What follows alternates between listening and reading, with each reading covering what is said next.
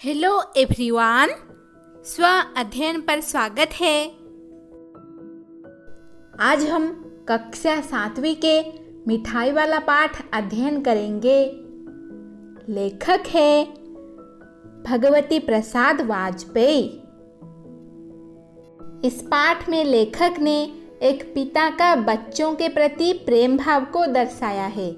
किस तरह से एक पिता अपने बच्चों को खोने के बाद अन्य बच्चों में उस खुशी की तलाश करता है, यह दर्शाया है। बहुत ही मीठे स्वर के साथ वह गलियों में घूमता हुआ कहता, बच्चों को बहलाने वाला, खिलौने वाला। इस अधूरे वाक्य को वह ऐसे विचित्र किंतु मादक मधुर ढंग से गाकर कहता कि सुनने वाले एक बार अस्थिर हो उठते। उसके स्नेहाभिषिक्त कंठ से फूटा हुआ गान सुनकर निकट के मकानों में हलचल मच जाती। छोटे छोटे बच्चों को अपनी गोद में लिए युवतियां चीखों को उठाकर छज्जों पर नीचे झांकने लगती। गलियों और उनके अंतर्व्यापी छोटे छोटे उद्यानों में खेलते और इठलाते हुए बच्चों का झुंड उसे घेर लेता और तब वह खिलौने वाला वहीं बैठकर खिलौने की पेटी खोल देता।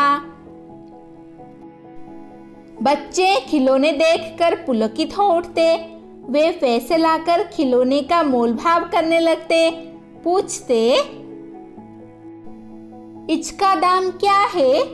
और इचका। खिलौने वाला बच्चों को देखता और उनकी नन्ही नन्ही उंगलियों से पैसे ले लेता और बच्चों की इच्छा अनुसार उन्हें खिलौने दे देता। खिलौने लेकर फिर बच्चे उछलने कूदने लगते और तब फिर खिलौने वाला उसी प्रकार गाकर कहता, बच्चों को बहलाने वाला, खिलौने वाला। सागर की हिल्लोरों की भांति उसका यह मादक गान गली भर के मकानों में इस ओर से उस ओर तक लहराता हुआ पहुंचता और खिलौने वाला आगे बढ़ जाता। राय विजय बहादुर के बच्चे भी एक दिन खिलौने लेकर घर आए। वे दोनों बच्चे थे चुन्नू और मुन्नू। चुन्नू जब खिलौने ले आया तो बोला, मेला घोला केछा चुंदल है। फिर मुन्नू बोला, और देखो मेला केछा चुंदल ए। दोनों अपने हाथी घोड़े लेकर घर भर में उछलने लगे। इन बच्चों की माँ रोहिणी कुछ देर तक खड़े खड़े उनका खेल निरखती रही। अंत में दोनों बच्चों को बुलाकर उसने पूछा, अरे ओ चुन्नू मुन्नू, ये खिलौने तुमने कितने में लिए हैं? मुन्नू बोला, 2 पैसे में खिलौने वाला दे गया है। रोहिणी सोचने लगी, इतने सस्ते कैसे दे गया है? कैसे दे गया है यह तो वही जाने, लेकिन दे तो गया ही है, इतना तो निश्चय है। एक जरा सी बात ठहरी, रोहिणी अपने काम में लग गई। फिर कभी उसे इस पर विचार करने की आवश्यकता भी भला क्यों पड़ती? 6 महीने बाद नगर भर में 2-4 दिनों से एक मुरली वाला के आने का समाचार फैल गया। लोग कहने लगे, भाई वाह, मुरली बजाने में वह एक ही उस्ताद है। मुरली बजाकर गाना सुनाकर वह मुरली बेचता भी है, सो भी 2-2 पैसे में। भला इससे उसे क्या मिलता होगा? मेहनत भी तो ना आती होगी। एक व्यक्ति ने पूछ लिया, कैसा है वह मुरली वाला? मैंने तो उसे नहीं देखा। उत्तर मिला, उम्र तो उसकी अभी अधिक न होगी, यह 30-32 का होगा। दुबला पतला गोरा युवक है, बीकानेरी रंगीन साफा बांधता है। वही तो नहीं, जो पहले खिलौना बेचा करता था? क्या वह पहले खिलौना भी बेचा करता था? हाँ, जो आकार प्रकार तुमने बतलाया उसी प्रकार का वह भी था। तो वही होगा, पर भाई है वह एक उस्ताद। प्रतिदिन इसी प्रकार उस मुरली वाले की चर्चा होती। प्रतिदिन नगर की प्रत्येक गली में उसका मादक मृदुल स्वर सुनाई पड़ता। बच्चों को बहलाने वाला, मुरलिया वाला। रोहिणी ने भी मुरली वाले का यह स्वर सुना। तुरंत ही उसे खिलौने वाले का स्मरण हो आया। उसने मन ही मन कहा, खिलौने वाला भी इसी तरह गा गा कर खिलौना बेचा करता था। रोहिणी उठकर अपने पति विजय बाबू के पास गई। जरा उस मुरली वाले को बुलाओ तो चुन्नू मुन्नू के लिए ले लूं। क्या पता यह फिर इधर आए ना आए। वे भी जान पड़ता है पार्क में खेलने निकल गए हैं। विजय बाबू एक समाचार पत्र पढ़ रहे थे। उसी तरह उसे लिए हुए वे दरवाजे पर आकर मुरली वाले से बोले, क्यों भाई, किस तरह देते हो मुरली? किसी की टोपी गली में गिर पड़ी, किसी का जूता पार्क में ही छूट गया और किसी की सोथनी ही ढीली होकर लटक आई है। इस तरह दौड़ते हाँफते हुए बच्चों का झुंड आ पहुंचा। एक स्वर से सब बोल उठे, अम्बी लेंदे मुरली और अम्बी लेंदे मुरली। मुरली वाला हर्ष गदगद हो उठा, बोला, सबको देंगे भैया, लेकिन जरा रुको, ठहरो, एक एक को देने दो।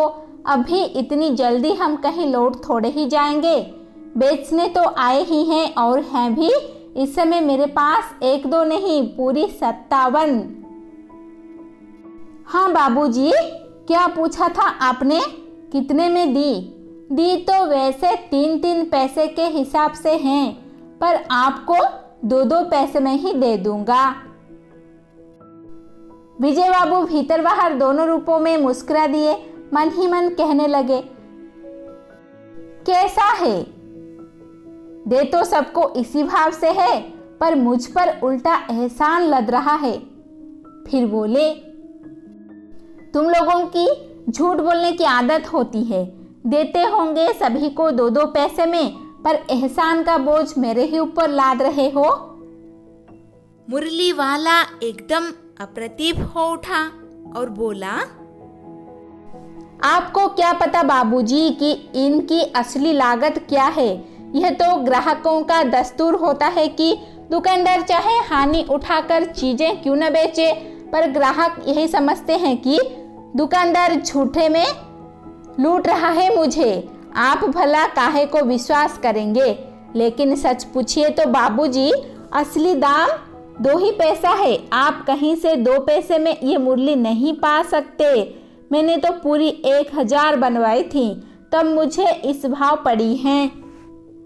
विजय बाबू बोले, अच्छा, मुझे ज्यादा वक्त नहीं, जल्दी से 2 ठो निकाल दो।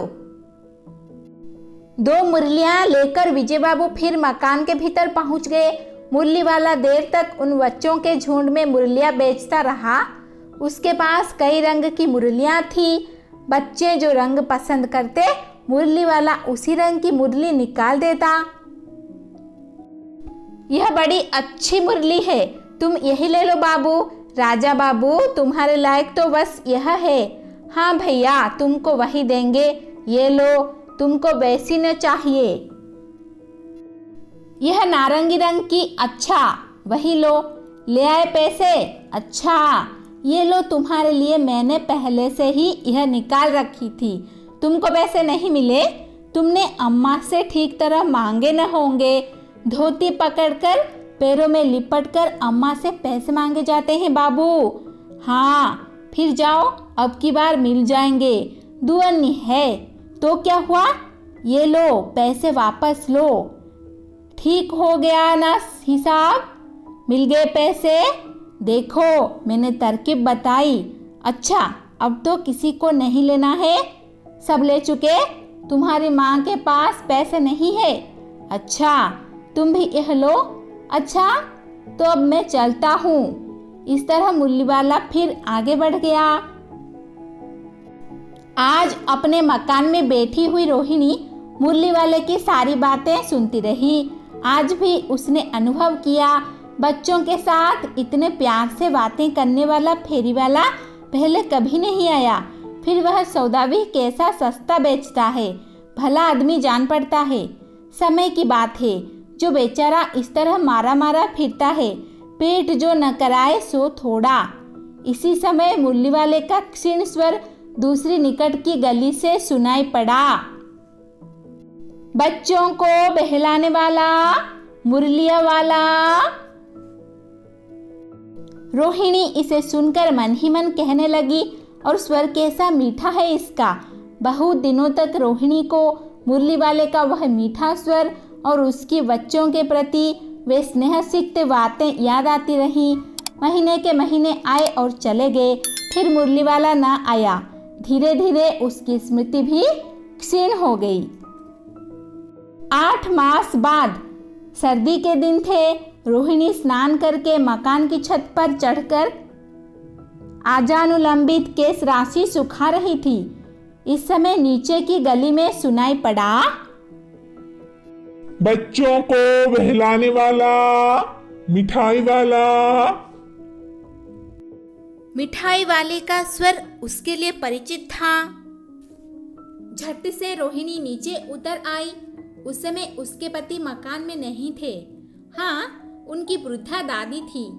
रोहिणी उनके निकट आकर बोली, दादी, चुन्नू मुन्नू के लिए मिठाई लेनी है, जरा कमरे में चलकर ठहराओ।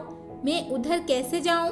कोई आता ना हो, जरा हटकर मैं भी चिक्की ओट में बैठी रहूंगी। दादी उठकर कमरे में आकर बोली, ए मिठाई वाले, इधर आना। मिठाई वाला निकट आ गया, बोला, कितनी मिठाई दूं माँ?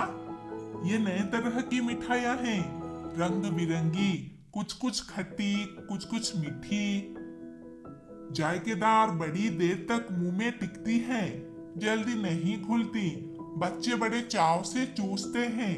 इन गुणों के सिवा ये खांसी भी दूर करती हैं। कितनी दूं? चपटी, गोल, पहलदार गोलियां हैं, पैसे की 16 देता हूँ। दादी बोली, 16 तो बहुत कम होती हैं, भला 25 तो देते। मिठाई वाला, नहीं दादी, अधिक नहीं दे सकता, इतना भी देता हूँ, यह सब मैं तुम्हें क्या, खैर मैं अधिक न दे सकूंगा। रोहिणी दादी के पास ही थी, बोली, दादी फिर भी काफी सस्ता दे रहा है, 4 पैसे की ले लो, यह पैसे रहे। मिठाई वाला मिठाइयाँ गिनने लगा, तो 4 की दे दो। अच्छा 25 नहीं सही, 20 ही दो। अरे हाँ, मैं बूढ़ी हुई, मोल भाव अब मुझे ज्यादा करना आता भी नहीं। कहते हुए दादी के पोपले मुंह से जरा सी मुस्कुराहट फूट निकली। रोहिणी ने दादी से कहा, दादी, इससे पूछो तुम इस शहर में और कभी भी आए थे या पहली बार आए हो? यहाँ के निवासी तो तुम हो नहीं। दादी ने इस कथन को दोहराने की चेष्टा की ही थी कि मिठाई वाले ने उत्तर दिया, पहली बार नहीं, और भी कई बार आ चुका हूँ। रोहिणी चिक्की आड़ से ही बोली, पहले यह मिठाई बेचते हुए आए थे या और कोई चीज लेकर? मिठाई वाला हर्ष, संशय और विस्मय आदि भावों में डूबकर बोला, इससे पहले मुरली लेकर आया था और उससे भी पहले खिलौने लेकर। रोहिणी का अनुमान ठीक निकला। अब तो वह उससे और भी कुछ बातें पूछने के लिए अस्थिर हो उठी। वह बोली, इन व्यवसायों में भला तुम्हें क्या मिलता होगा? वह बोला, मिलता भला क्या है, यही खाने भर को मिल जाता है, कभी नहीं भी मिलता तो। पर हाँ, संतोष धीरज और कभी कभी असीम सुख जरूर मिलता है और यही मैं चाहता भी हूँ। सो कैसे, यह भी बताओ। अब व्यर्थ उन बातों की क्या चर्चा करूं, उन्हें आप जाने ही दे। उन बातों को सुनकर आपको दुख ही होगा। अब इतना बताया है तब और भी बता दो। मैं बहुत उत्सुक हूँ, तुम्हारा हर्ज ना होगा, मिठाई में और भी ले लूंगी। अतिशय गंभीरता के साथ मिठाई वाले ने कहा, मैं भी अपने नगर का एक प्रतिष्ठित आदमी था। मकान, व्यवसाय, गाड़ी, घोड़े, नौकर चाकर सभी कुछ था। स्त्री थी, छोटे छोटे 2 बच्चे भी थे। मेरा वह सोने का संसार था। बाहर संपत्ति का वैभव था, भीतर सांसारिक सुख था। स्त्री सुंदरी थी, मेरी प्राण थी। बच्चे ऐसे थे जैसे सोने के सजीव खिलौने। उनकी अटखेलियों के मारे घर में कोलाहल मचा रहता था। समय की गति, विधाता की लीला, अब कोई नहीं है। दादी प्राण निकले नहीं निकले, इसीलिए अपने उन बच्चों की खोज में निकला हूँ। वे सब अंत में होंगे तो यही कहीं, आखिर कहीं न जन्मे ही होंगे। उस तरह रहता, घुल घुल कर मरता, इस तरह सुख संतोष के साथ मरूंगा। इस तरह के जीवन में कभी कभी अपने उन बच्चों की एक झलक सी मिल जाती। ऐसा जान पड़ता है जैसे वे इन्हीं में उछल उछल कर हंस खेल रहे हैं। पैसों की कमी थोड़ी ही है, आपकी दया से पैसे तो काफी हैं। जो नहीं है इस तरह उसी को पा जाता हूँ। रोहिणी ने अब मिठाई वाले की ओर देखा। उसकी आंखें आंसुओं से तर हैं। इसी समय चुन्नू मुन्नू आ गए। रोहिणी से लिपटकर उसका आंचल पकड़कर बोले, अम्मा मिठाई मुझसे लो। यह कहकर तत्काल कागज की 2 पुड़ियां मिठाइयों से भरी मिठाई वाले ने चुन्नू मुन्नू को दे दी। रोहिणी ने भीतर से पैसे फेंक दिए। मिठाई वाले ने पेटी उठाई और कहा, अब इस बार ये पैसे न लूंगा। दादी बोली, अरे अरे, ना ना ना, अपने पैसे लिए जा भाई। तब तक आगे फिर सुनाई पड़ा उसी प्रकार मादक मृदुल स्वर में, बच्चों को बहलाने वाला मिठाई वाला। धन्यवाद। ऐसे ही वीडियोस देखने के लिए चैनल को सब्सक्राइब कीजिए और नोटिफिकेशन पाने के लिए बेल आइकन को दबा दीजिए।